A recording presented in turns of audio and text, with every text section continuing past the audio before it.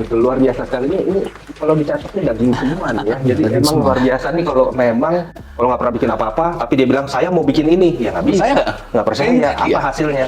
Persis. Betul, pasti Hai guys, jumpa lagi di Bang Jaka Channel. Kali ini guys, bukan kaleng-kaleng guys, karena ini adalah ilmu yang sangat bermanfaat guys. Buat kamu yang pengen jadi ketua kelas, kepala desa, ketua OSIS, dan ketua pemuda lainnya guys, kamu wajib nonton guys, karena ini daging semua. bagaimana sih menurut Bapak tuh konsep pemimpin yang ideal menurut Bapak tuh bagaimana? Begini Karena kira-kira lebih saling, kalau, guys. kalau bicara tentang memimpin, nomor satu disebut pemimpin jika dan hanya jika ada yang mengikuti. Kalau ada yang mengikuti itu baru pemimpin. Iya. Oke. Jadi kalau kita, saya beri ilustrasi, seorang kalau di dalam Islam itu ada sholat Ya. berjamaah, itu satu orang menjadi imam. Dia disebut imam kalau ada yang jadi makmum. Iya. Kalau nggak ada satu orang di belakangnya, meskipun dia tempatnya di tempatnya imam, dia nggak disebut imam. Oke. Dia disebut imam tuh hanya jika ada orang yang ikut, Iya. bukan karena tempatnya. Oke. Nah, itu kadang-kadang saya sering bukan karena jabatannya disebut pemimpin. Pemimpin itu kalau punya follower. Betul. Without follower, you're no leader. Betul. Nah, follower itu bukan dalam artian follower Instagram. Ini jadi influencer ya Pak, bukan pemimpin ya. Bukan guys. Nah, follower apa? Mengikuti idenya, mengikuti gagasannya, mengikuti pikirannya, mengikuti perbuatannya. Itulah kepemimpinan. Jadi satu itu. Yang kedua, gagasan harus ada. Gagasan, ide. Ide, Iya. Harus punya gagasan. mimpi. Kemudian itu bisa dia wujudkan menjadi kenyataan. Bukan hanya mimpi, menjadi kenyataan. Iya. Karena itu saya pernah bilang gini, Bung Rusti, pemimpi plus N. Jadi pemimpi, orang yang punya mimpi plus N. N itu apa sih? N itu nyali, N itu kemampuan manajemen, N itu kemampuan menjadikan mimpi itu jadi kenyataan. Itu N tuh. Iya. Memimpin, ada gagasan, kemudian ada narasi, deretan pesan, kemudian karya. Tiga itu. Jadi ada gagasan, ada narasinya, ada pesannya, lalu ada karya, ada wujud hasilnya. Hasilnya, iya. Nah, pemimpin saya rasa seseorang yang bisa melakukan itu. Lalu ada unsur kepercayaan, trust. Iya. Trust dari yang Trust. dipimpin. Kan seseorang itu mau mengikuti kan kalau percaya ya. Iya. Trust itu ada 3 unsur yang memperkuat trust. Itu yaitu 1, kompetensi. 2, integrity. 3, intimacy, kedekatan. Ada kompetensi kan kita juga nggak mungkin ngasih kepercayaan pada orang yang nggak punya kompetensi. Betul. Oh, pinjam mobil, terus tanya punya SIM nggak? Nggak, ya Iya betul. kompetensi nggak ada, kita titipin mobil. Iya. Jadi 3 itu membuat kepercayaan itu menjadi kuat. Nah, saya melihat kalau seseorang itu memiliki potensi menjadi pemimpin, maka ukuran pertamanya bukan dia berposisi apa, tapi ukuran pertamanya adalah pengakuan dari sebayanya. Oke. Jadi kalau anak muda diakui pemimpin oleh sebaya, nah ini namanya young leader. Bukan karena posisi dia. Bukan posisi, bukan karena jabatan. Kalau itu namanya pejabat. Iya benar-benar. Tidak semua Iya, pemimpin iya, benar guys. punya jabatan, dan Bisa tidak memimpin. semua pejabat Iya. adalah pemimpin. Iya betul. Betul, luar biasa sekali. Ini kalau dicatat ini daging semua nih ya. Jadi Daging emang semua. luar biasa nih kalau memang ngobrol sama akademisi, sama seorang yang berpendidikan tinggi, kita bakalan dapat ilmu banyak nih. Maka harus nempel terus sama Pak Anies. Sebetulnya reflektif aja sih. Oh, gitu, reflektif terus aja. Pak Anies, ini selama 5 tahun memimpin Jakarta kemarin itu kan banyak problem dan banyak perkembangan yang begitu cepat Pak. Iya. Itu kesan-kesannya gimana? Apa sih yang Bapak paling nggak suka dari problem yang ditemukan itu, apa yang masih mungkin mengganjal sampai sekarang Pak? Gini, kalau saya sering sampaikan pada jajaran, yang saya sampaikan begini, yang saya tidak sukai Iya. adalah masalah yang berulang. Oke. Berulang karena tidak diselesaikan dengan benar. Keliru tidak apa-apa, Iya. salah tidak apa-apa, tapi jangan salah berulang. Oke. Jangan khawatir untuk bikin salah. Karena itu saya sering sampaikan pada jajaran, jangan khawatir bikin salah. Mencoba aja, tapi jangan kesalahan yang sama berulang. Iya. Jatuh di Don't lubang make that yang sama itu mistake. aneh guys. Ya. Nah, itu yang kalau saya dikatakan tidak sukai, itu situasinya. Kalau secara umum, saya melihat ini memimpin sebuah kota dengan 11 juta penduduk, dengan 180.000 jajaran, anggaran di atas 80 triliun per tahun. Iya. Jadi, this is a big business. It's very big. Ya. Urusannya besar ini. Nah, saya coba berikan gambarannya. Kalau memimpin 5 orang, maka setiap orang saya kasih tugas satu-satu. Iya. Si A tugasnya ini, si B ini. Itu kalau 5 orang. Gampang. Ya. Kalau memimpin 100 orang, Ya. maka saya buatkan SOP untuk 100 orang ini. Betul. Sehingga 100 orang ini bekerja mengikuti SOP. Betul. Oke. Nah, itu semua berjenjang dari 5 menjadi 100. Tugas tiap orang ada, begitu jadi 100 orang bikinnya SOP. Betul. Tapi ketika mimpinnya 180.000, oke? Ya. Di situ Doa pakai aja itu kali Pak. bukan. Di situ pakai yang namanya value, Oke. nilai. Kenapa? Karena di dalam sini ada puluhan pemimpin yang punya 100 masukan Betul, yang pada bikin SOP. Iya. Mereka nanti akan bikin SOP ngikutin value yang kita berikan, arah yang kita berikan. Oke? Jadi 1.000 orang, maka kita nggak ngasih tugas 180.000 orang satu-satu. Iya, nggak bakalan. Nggak akan cukup waktunya. Betul. Berikan arah. Misalnya, saya beberapa waktu yang lalu ketemu dengan petugas-petugas lapangan yang terkait dengan pemadam, bencana, dan itu. Mereka ketemu saya, Pak Anies sekarang manggilnya, Pak Anies, terima kasih sampai sekarang saya masih pegang Pak itu prinsipnya. Apa? Dia yang nyebutkan 3 kata. Siaga, tanggap, galang. Ya. Langsung mereka terjemahkan. Siaga itu artinya bikin SOP ini gimana siaga. Ya. 2, tanggap. Bagaimana kalau ada kejadian tuh mereka merespon. Betul. 3, galang. Jangan kerjain sendirian. Galang semua. Gitu. Jadi diberikan arah. Kemudian prinsip keadilan untuk semua, keadilan sosial. Ya. Maka saya sampaikan nih, petugas yang menyiapin jalan, sudahkah jalan yang kita buat mencerminkan prinsip keadilan? Oh ya, oke. Kalau gitu mereka bikin SOP itu supaya mencerminkan prinsip keadilan. Ya. Sudahkah taman yang kita buat mencerminkan prinsip keadilan? Ya. Ini arahnya nih. Semua taman kita harus mencerminkan apa sih prinsip keadilan itu? Memberikan perasaan kesetaraan. Masuk ke taman tidak ada strata. Masuk ke taman semua perasaannya sama. Nggak ada kaya miskin, nggak ada perbedaan latar belakang. Sudahkah tercermin itu? Sudahkah transportasi umum kita mencerminkan nilai yang saya bawa, nilai keadilan sosial? Nah itu dipegang nih, semuanya kerjakan itu. Cek nih, perizinan usaha mikro kecil. Ya. Sudahkah perizinan ini mencerminkan prinsip keadilan? Lalu mereka ngecek, iya nih aturannya nggak mencerminkan prinsip keadilan, diubah nih.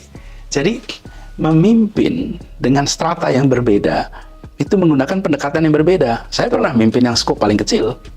Saya pernah menjadi ketua kelas itu 30 orang, 40 orang. Betul. Oke.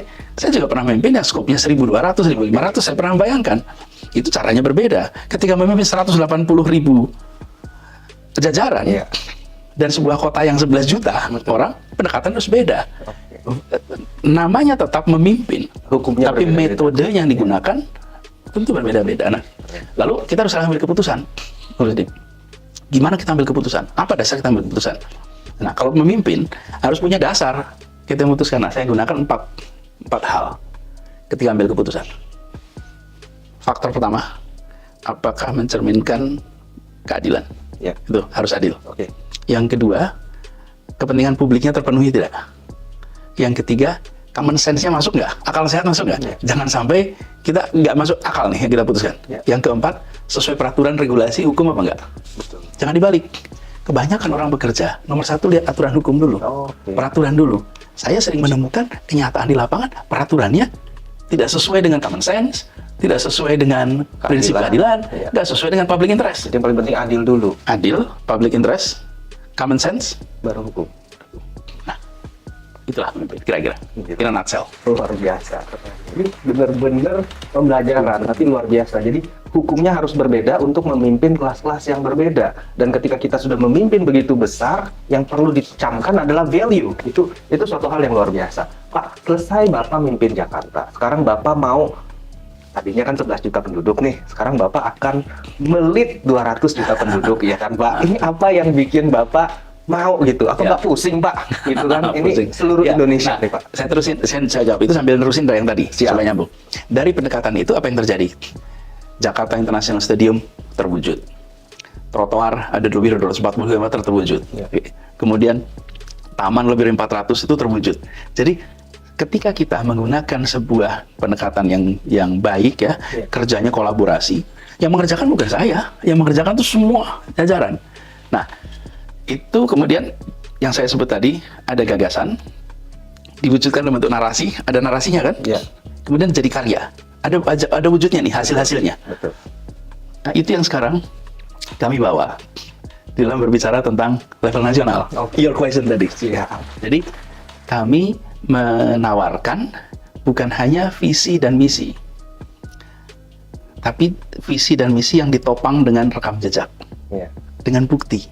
Karena gini, Boris nih, visi misi itu imajinasi, Betul. kan tentang masa depan. Mimpi lah. Ya. Jadi kalau ada yang bilang gini, saya mau membandingkan visi misi, itu dia sedang membandingkan imajinasi. Lagi bandingin mimpi ya. Mimpi. Siapa yang ngayal lebih jago Ya. gitu ya. Iya, iya. Nah, pertanyaannya, mana yang bisa menghasilkan konkret? Yang bisa merealisasikan mimpi tersebut. Bagaimana mengkonkretkan? Lihat rekam jejak. Ya. Bung Rusdi kalau merekrut orang, tanyanya rencana masa depan atau bukti masa lalu? Pasti bukti masa lalu. Betul, pernah kerja di mana aja, Persis. portfolionya apa, Persis. ya kan begitu ya. Ya. Kalau nggak pernah bikin apa-apa, tapi dia bilang saya mau bikin ini, ya nggak bisa. Saya nggak percaya, Saya apa iya. hasilnya. Persis. Betul, pasti kita lihat portfolionya mana, kerjanya di mana aja. Iya. Persis. Oke. Jadi, yang kita tawarkan untuk Indonesia, Ya. kami menawarkan ini loh. Gagasan narasi karya yang kami kerjakan di Jakarta. Bukan itu untuk diterapkan di seluruh Indonesia, bukan. Ya. Cara bekerja, cara berpikir, cara mengeksekusi itulah yang akan kita gunakan. Ya. Masalahnya beda. Betul. Oke, tapi kita tidak hanya ingin menawarkan visi, misi, tapi yang kita tawarkan adalah rekam jejak, bukti-bukti selama berkarya selama ini. Nah, kenapa kami merasa ini bisa ditonjolkan? Justru karena kita ingin agar proses kontestasi politik menjadi proses kontestasi atas rekam jejak, atas gagasan. Ya. Itu yang harus di depan. Jadi, lihat karyanya, lihat gagasannya, dan lihat rekam jejaknya. Ya. Nah, saya merasa terhormat mendapatkan undangan untuk bisa menjadi seorang calon, Ya. dan kami coba jalani dengan sebaik-baiknya. Dengan cara itu, menjangkau, menjelaskan, dan setiap perjalanan ini ya, saya cerita dikit nih, Bung Rusdi, soal perjalanan ini. Itu perjalanan sangat reflektif. Saya waktu ngalamin kampanye di Jakarta begitu. Yang kelihatan di depan kamera, itu adalah calon berbicara. Ya. Yang tidak tertangkap kamera, itu saya melihat kenyataan yang ada di kampung-kampung, yang ada di masyarakat, yang ada. Itu absorpsi itu punya nilai yang luar biasa. Jadi ketika kami jalan ke Bima, kami jalan ke Sumbawa, kemudian kami ke Riau, kami ke Aceh, kami ke Manado, kita ke Nusa Tenggara, itu semua perjalanan-perjalanan itu adalah perjalanan sebenarnya reflektif, menyerap apa yang sesungguhnya menjadi harapan, apa yang menjadi kenyataan. Bukan hanya apa yang kami sampaikan. Ya. Tapi kan yang kelihatan di kamera yang kami sampaikan ya. Ya. Makanya saya sering menyebut perjalanan itu tuh seperti spiritual journey. Oke. It's a journey yang membuat kita merasa dekat dengan tantangan yang ada. Dan kemudian ketika bertugas, yang ini saya alami di Jakarta, ketika bertugas itu selalu menempel di dalam benak kita. Bagaimana kontribusi menyelesaikan masalah-masalah yang saya temui sepanjang perjalanan itu. Nah, ini yang sedang saya jalani sekarang. Ternyata daging semua guys. Gila bener penjelasan Pak Anies kali ini. Kita benar-benar dapat ilmu baru guys ya. Kita seperti hujan ilmu guys. Kita serap. Ya. Jangan lupa taruh ember guys ya. Biar lebih banyak lagi masuk ilmunya guys. Ketika Pak Anies menjelaskan ilmunya itu sangat jelas banget. Mudah dipahamin. Apalagi kisah perjalanannya. Kemudian bahkan tips trik dari pemimpin. Bahkan asas dasar jadi pemimpin semua dijelaskan di sini guys. Apa itu refleksi ya kan, apa itu spirit journey ya. Karakter seorang pemimpin itu dijelaskan di sini guys. Jadi buat kamu yang kepingin jadi pemimpin, jadi ketua OSIS, jadi ketua kelas, ini wajib nonton guys ya. Karena beginilah kriteria pemimpin. Dia harus ada asasnya, kemudian dia harus trust guys ya. Harus dipercaya, bisa dipercaya sama pengikutnya. Jadi yang terpenting integritas, trust atau kepercayaan. Kemudian satu lagi guys, pemimpin itulah pemimpi plus N ya. Berarti N-nya itu nyali, kemudian manajemen yang lengkap lah guys. Itulah yang disebut pemimpin. Pemimpin itu harus bisa membuat impian menjadi kenyataan secara realistis untuk menciptakan kesetaraan, keadilan bagi seluruh rakyat Indonesia guys ya. Dan ini udah diterapkan Anies di Jakarta guys. Benar banget seperti apa yang dikatakan oleh Bang Rudi Salim. Ini daging semua guys. Jadi hati-hati guys ya kena kolesterol, karena ini daging semua guys. Nggak ada lemaknya, nggak ada empedunya guys. Daging semua nih guys. Rendang semua guys. Wow banget kan. Nah, bagaimana menurut kamu guys? Silahkan berikan tanggapan, sanggahan, opini, dan kritik di kolom komentar. Biar bisa jadi ilmu pengetahuan baru dan jadi referensi untuk orang lain guys ya. Untuk memilih paslon mana yang terbaik. Oke guys, saya cukupkan videonya sampai di sini. Dan sampai jumpa lagi di video selanjutnya. Wassalamualaikum warahmatullahi wabarakatuh.